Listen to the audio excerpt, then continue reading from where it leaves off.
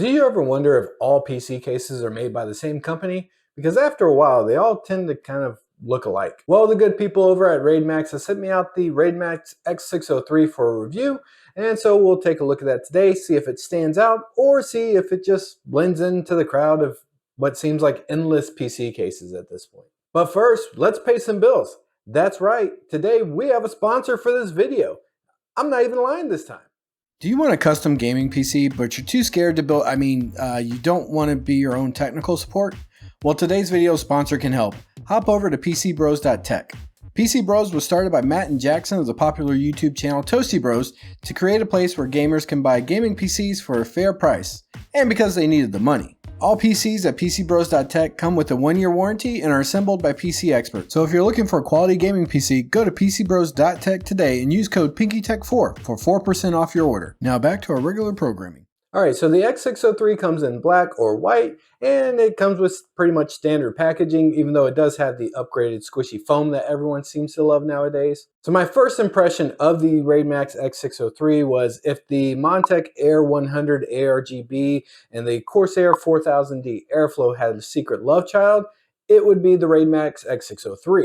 And it reminds me of that because it does have the full-size ATX motherboard support like the 4000D Airflow has, but also it comes with 4 included ARGB fans. Now the fans do come pre-wired with a splitter, however I broke that splitter when I pulled it apart to check on the fans, and so I had to basically get my own splitter and reconnect all the fans there. By the way, the fans are actually 3-pin if you're curious, so now you know without having to actually risk breaking yours. So the lighting for the fans can be controlled either through the LED button at the top of the case, or if you plug it directly into an ARGB header on your motherboard, the fans can actually be controlled by your motherboard software. But before you can control it with your motherboard software, you do need to press and hold the LED button on the case for about 2 seconds to switch over the controls.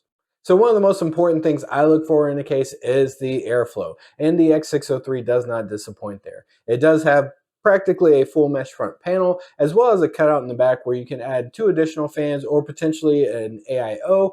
However, I found it weird to put fans or an AIO in that spot because it basically all the fan cables route across there, and the cables aren't long enough to actually route around that. So if you were going to put fans or anything there, you would have cables in front of it, and I just didn't like that particular feature.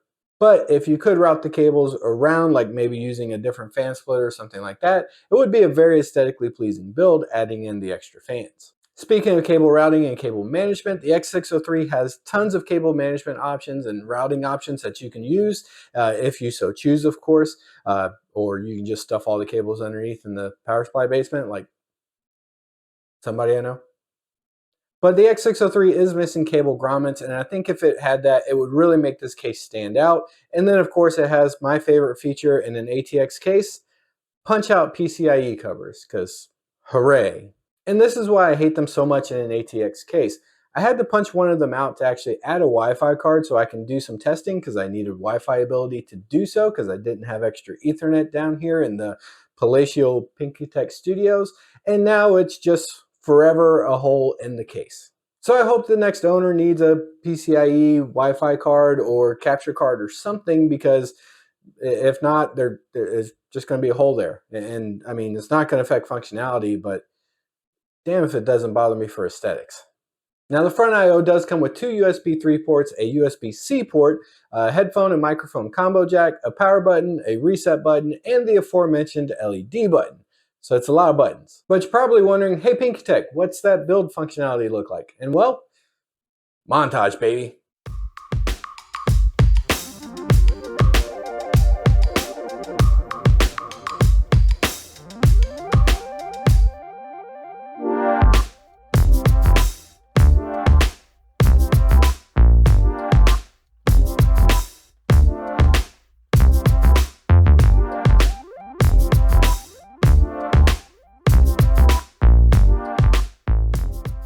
Overall, I'd say building in this case was pretty average. The cable management is nice if you care to use it. There's plenty of room in the power supply basement to either stuff cables or add power supplies, because that's what goes in the power supply basement. And the thumb screws on all the outside panels, both the tempered glass and the back panel, are a nice touch. And as to value, I think the X603 is an okay buy. The black version costs currently $89.99 on Amazon, and to be quite frank with you, I don't know of a full-size ATX case that comes with 4 pre-installed fans that aren't Molex that cost less than $100. But if you know one, leave a comment down below. Now, if RaidMax were to ask me what I would change about the case, obviously there's 2 big issues that I found with it. One would be the cable grommets. Just adding them in makes the case feel more premium, even though it may be more of a budget case. And then of course the punch-out PCIe covers. I think give me one or both of those, bump the price back up to $99.99 instead of $89.99, and you've got an absolutely fantastic case that I recommend 10 times out of 10.